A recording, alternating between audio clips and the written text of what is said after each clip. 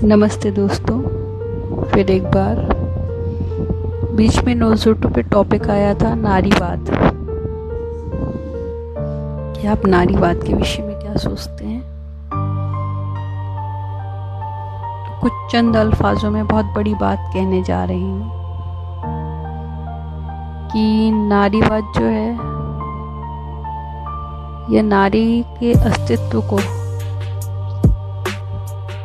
पुरुष से ही खतरा नहीं है, अपितु नारी से भी है। जैसे हमारा जो समाज है वो एक सामाजिक सत्ता है और उस सामाजिक सत्ता में पुरुष को महत्व दिया जाता है, किंतु जो घर की सत्ता होती है वो नारी के हाथों होती है और कहीं ना कहीं नारी ही उस सत्ता का संचालन करती है जो घर की सत्ता होती है। हम नारी के अस्तित्व को कैसे बचाएं जब एक नारी ही दूसरी नारी को छल देती है?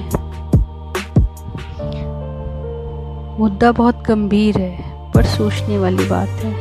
एक नारी ही एक पुत्री की माता बनती है और एक पुत्र की माता बनती है, लेकिन वही नारी पुत्री की परवरिश और पुत्र की परवरिश में अंतर करती है। क्यों? ये सोचने वाली बात है। क्यों वो बचपन से ये नहीं सिखाती पुत्र को कि बेटा स्त्री का कोई भी स्वरूप हो उसका सम्मान करना चाहिए?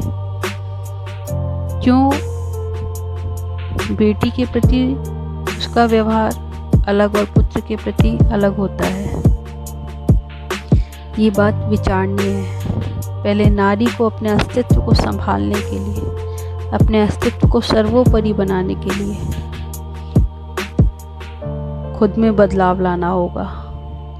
पहले खुद को अहमियत देनी होगी और साथ ही साथ इस समाज में खुद के परिवार में रहने वाले नारी के हर स्वरूप को अहमियत देनी होगी। सास को बहू को, बहू को सास को, बेटी को माँ को और माँ को बेटी को। ऐसे कई रिश्ते हैं। शुरुआत घर से ही होनी चाहिए।